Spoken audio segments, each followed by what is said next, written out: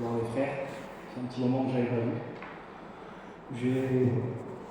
Dans cette journée, je me suis mis à part, j'ai prié le Seigneur, et j'ai dit Seigneur, si maintenant, qu'est-ce que je vais pouvoir dire? Et puis le Seigneur m'a rappelé un témoignage que j'ai fait il y a un petit moment, sans m'arrêter.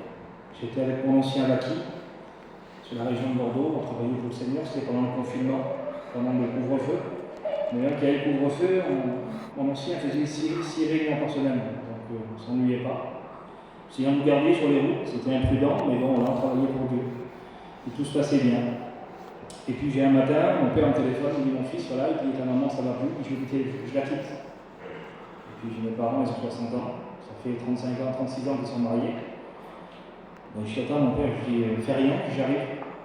Et je prends mon auto, je arrive là-bas sur la place, et puis je discute avec mes parents. Et puis d'un mot à un autre, j'essaye d'arranger les choses, et mon père se vexe, il dit oui, tu donnes raison à elle. Je dis non, mon père, je ne raison à personne, mais j'essaye d'arranger les choses. Et puis mon père se vexe, et puis d'un mot à un autre, il me dit écoute, va-t'en, je ne veux plus te voir, je ne veux plus que tu me parles. Mais je dis mon père, je t'ai rien fait. Il me dit si, tu donnes toujours raison à elle, ceci, cela. Je dis non, mon père, j'essaye d'arranger les choses. Et puis ça s'est fait comme ça, et puis je rentre chez moi, vraiment attristé dans mon cœur, vraiment pas bien. Et puis pendant 2-3 jours, je vous le dis en vérité, j'étais vraiment pas bien dans mon cœur. Et puis l'ennemi, une femme lui parle à mon oreille, il me dit regarde, tu fais pour servir Dieu, toi. Tu te dis que tu vas servir le Seigneur. Il dit tu vas arranger les choses dans les foyers, et puis à l'arrivée, c'est le foyer de ton père en plus. Et à l'arrivée, c'est encore plus pire qu'avant. Et puis je vous le dis en vérité, ça m'a brisé dans mon cœur. J'étais en miettes. À un point que j'ai remis mon appel au ministère en cause, en doute. Et puis dans mon cœur, je dis Seigneur, mais est-ce que réellement tu m'as appelé? Est-ce que c'est pas moi qui a ce désir fort dans mon cœur? Et puis je vous le dis en vérité, vraiment j'étais pas bien. Puis ça a duré pendant 3 jours comme ça. Et pendant 3 jours, au lieu de prier le Seigneur, eh bien j'ai laissé comme ça, et puis je laissais l'ennemi nourrir mes pensées. Et j'aurais pas dû faire ça, mais bon voilà, c'est comme ça, Dieu connaît toutes choses. On a été arrêté à Mérignac, dans la zone industrielle de Mérignac, il y a plein de magasins. Il y a au moins 10 000 personnes qui passent par jour. Et puis, ma compagne, elle me voit pendant 3 jours, je suis pas bien, elle dit viens avec moi, elle dit viens, on va se promener un petit peu dans la zone, on va marcher un peu. Je dis non, j'ai pas envie.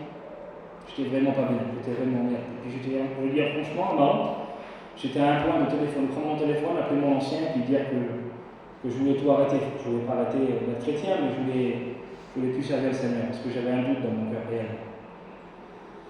Et puis, tellement que ma compagne m'a fait, et je lui ai dit, je viens de toi. Et quand je sors de mon camping, je dis, Seigneur, parle-moi, j'en peux plus, aide-moi.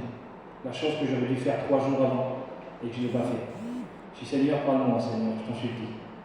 Je dis, Seigneur, dis-moi réellement, prouve-moi, Seigneur, dis-moi réellement si tu m'as appelé, je sais plus quoi faire, j'étais en net.